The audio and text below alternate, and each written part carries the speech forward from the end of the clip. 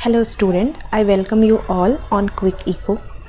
तो आज हम बहुत शॉर्ट डिस्कस करेंगे।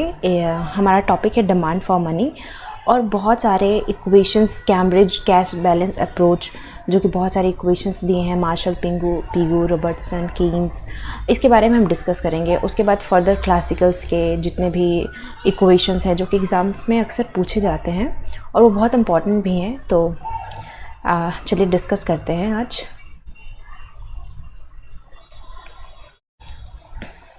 मैं पेन ले लेती हूँ। देखिए, फर्स्ट इक्वेशन है मार्शल इक्वेशन। तो मार्शल ने जो इक्वेशन दिया था अपना कि m इक्वल टू के पी वाई। तो अब देखिए, यहाँ पे m जो है ये डिनोट करता है क्वांटिटी ऑफ मनी, और क्वांटिटी ऑफ मनी में क्या क्या शामिल है? करेंसी और प्लस डिमांड डिपॉजिट।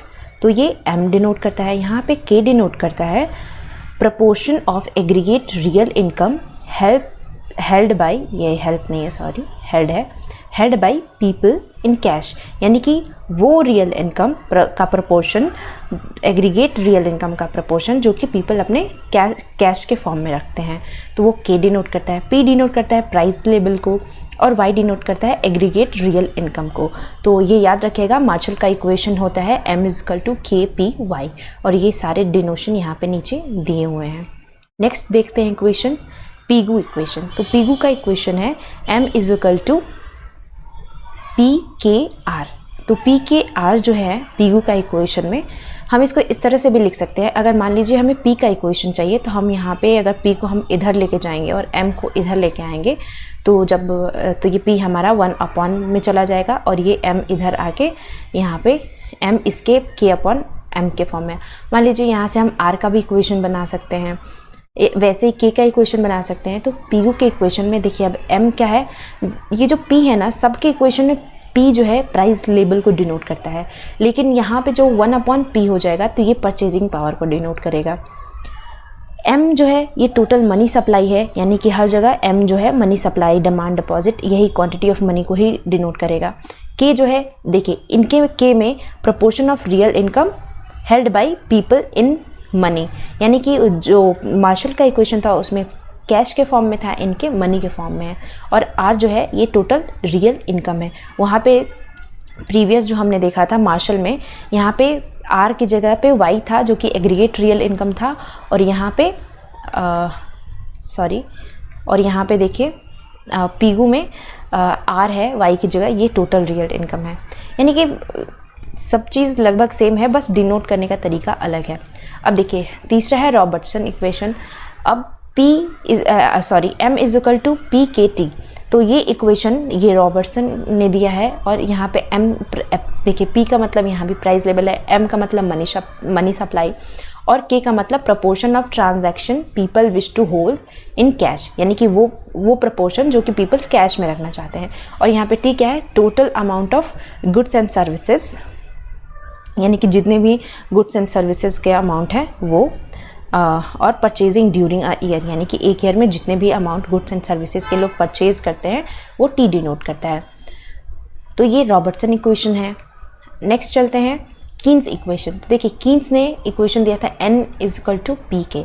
अब कीन्स ने देखिए m डिनोट नहीं किया कीन्स ने, और n का मतलब होता है cash held by people, p का मतलब होता है प्राइस ऑफ कंज्यूमर गुड, वहाँ पे प्राइस लेवल था, यहाँ पे p का मतलब प्राइस ऑफ कंज्यूमर गुड, और k का मतलब है रियल बैलेंस और proportion of consumer goods over which n is kept. तो यहाँ पे k का मतलब ये है। तो ये कीन्स ने अपना इक्वेशन दिया है। नेक्स्ट चलते हैं हम। अब देखिए, ये तो जो हमने 4 इक्वेशन के, वो कैश बैलेंस अप्रोच के भी नाम से जाना जाता है, कैम्ब्रिज इक्वेशन के नाम से भी जाना जाता है। अब हम डिफरेंट इक्वेशंस और पढ़ लेंगे जो क्लासिकल्स ने दिए हैं, कीन्स ने दिए हैं। तो चलिए देखते हैं। क्लासिकल ने दिए हैं फिशर्स इक्वेशन ऑफ एक्सचेंज। तो ये बहुत पुराना है अप्रोच। अब देखिए यहाँ पे m is equal to P T, यानी कि अब देखिए इसका मतलब क्या है, m क्या डिनोट करता है? m जो है टोटल क्वांटिटी ऑफ मनी, हर जगह m जो है टोटल क्वांटिटी ऑफ मनी या मनी सप्लाई को डिनोट करेगा। यहाँ पे एक v आया है, v है सर्कुलेशन वेलोसिटी ऑफ मनी। अब देखिए यहाँ पे v और t कांस्टेंट होता है, इसीलिए m is equal to p के बराबर होता है। यानी कि supply of money price level के बराबर होता है क्लासिकल्स में। V circulation of velocity money, P यहाँ भी प्राइस लेवल ही है, और T total amount of goods and services exchange for money, यानी कि वो गुड्स एंड सर्विसेज जो मनी के बदले एक्सचेंज किए जाते हैं वो उसको T यहाँ पे T डिनोट करता है। अब हम नेक्स्ट देख लेते हैं इक्वेशन। अब देखिए फिशर ने एक इक्वेशन दिया था और फिशर ने एक दूसरा इक्वेशन फिर से दिया था, फिशर कैश ट्रांजैक्शन अप्रोच।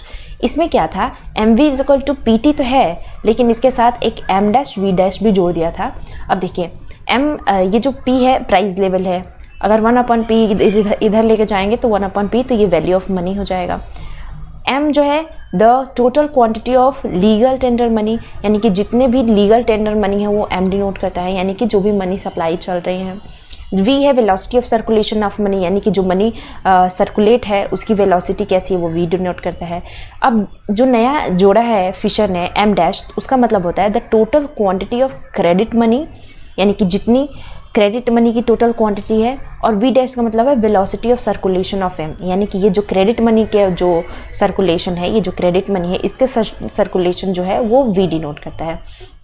और यहाँ पे जो टी है, टी ये total amount of good and services exchange for money transaction perform by money. तो ये टी भी लगभग सारे इक्वेशन में सेम ही है।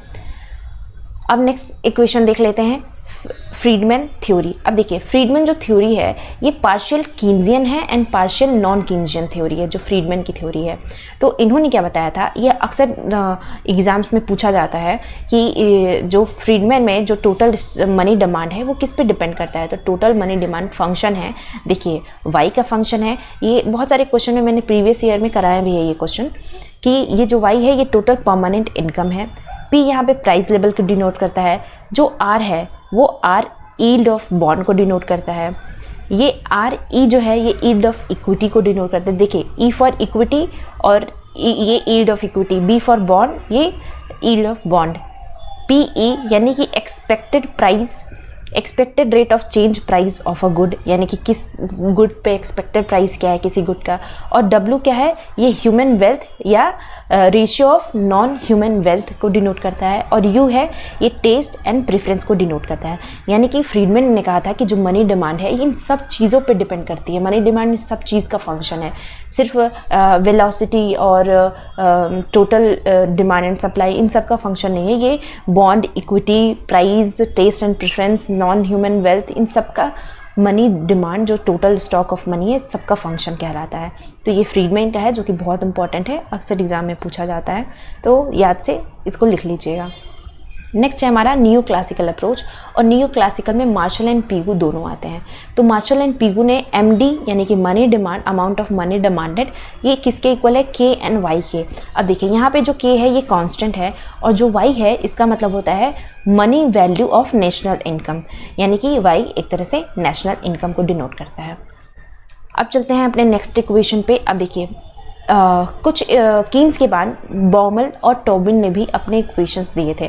देखिए बॉमल ने स्क्वायर रूट फार्मूला दिया था, क्योंकि बॉमल कीन्स जब लिक्विडिटी प्रेफरेंस की थ्योरी जब कीन्स ने दिया था तो उन्होंने ट्रांजैक्टरी प्रिकॉशनरी डिमांड को बोला था कि ये सिर्फ और सिर्फ इनकम से रिलेटेड है, जबकि बॉमल ने इसको डिनाई किया था और ये बोला था कि ट्रांजैक्शनरी, प्रिकॉशनरी और स्पेकुलेटिव ये तीनों रेट ऑफ इंटरेस्ट से डिपेंड करते हैं। तो इसलिए बॉमल का ये उन्होंने स्क्वायर रूट फार्मूला देके इसको ये किया था कि हाँ ये तीनों डिपेंड करते हैं रेट ऑफ इंटरेस्ट पे। अब देखिए इसमें इस फार्मूले को ही स्क्वायर रूट ऑफ फार्मूला भी बोलते हैं, जो कि हमेशा एग्जाम्स में पूछा जाता है कि या तो ऐसे पूछेगा कि फार्मूला को क्या बोलते हैं, या तो पूछेगा कि बॉमल ने कौन सा फार्मूला दिया था। तो ये फार्मूला बहुत इंपॉर्टेंट है। यहाँ पे एम डिमांड फॉर मनी और पी प्राइस वेरिएबल, ये R rate of interest, Y income और बी ये कांस्टेंट है। अब देखिए ये लास्ट है हमारा टोबिन पोर्टफोलियो सिलेक्शन। अब देखिए जो कीन्स थे इन्होंने बोला था कि या तो जो पीपल है अपना मनी को कैश में रखेगा या तो बॉन्ड में रखेगा, दोनों एक साथ नहीं रखेगा। लेकिन जो टोबिन है, टोबिन ने बताया था कि जो पीपल है वो ज़रूरी नहीं है कि वो या तो कैश में रखे या बॉन्ड में रखे, दोनों को एक साथ रख सकता है। कुछ पोर्शन प्रपोर्शन अपना कैश में भी रख सकता है और कुछ प्रपोर्शन को बॉन्ड में भी रख सकता है। यानी कि इन्होंने साइमल्टेनियसली दोनों को बताया था कि दोनों पीपल मनी को दो जगह अलग अलग चीज़ों में रख सकते हैं, जो कि जबकि कीन्स ने इसको अलग अलग इंडिविजुअली बोला था कि या तो पूरा पैसा बॉन्ड में रखेगा या तो पूरा पैसा कैश में रखेगा। तो इस तरह से टोबिन ने पोर्टफोलियो सिलेक्शन मॉडल दिया था और जिसमें उन्होंने बताया था कि कितने तरह के लोग होते हैं, risk averser, risk lover, risk plunger. तो इस तरह से बहुत तीन चार रिस्क के बारे में बताया था टोबिन ने। तो ये सारे इक्वेशन आज हमने किए हैं। आई होप आप लोगों को पसंद आया होगा। तो thank you so much student and stay tuned.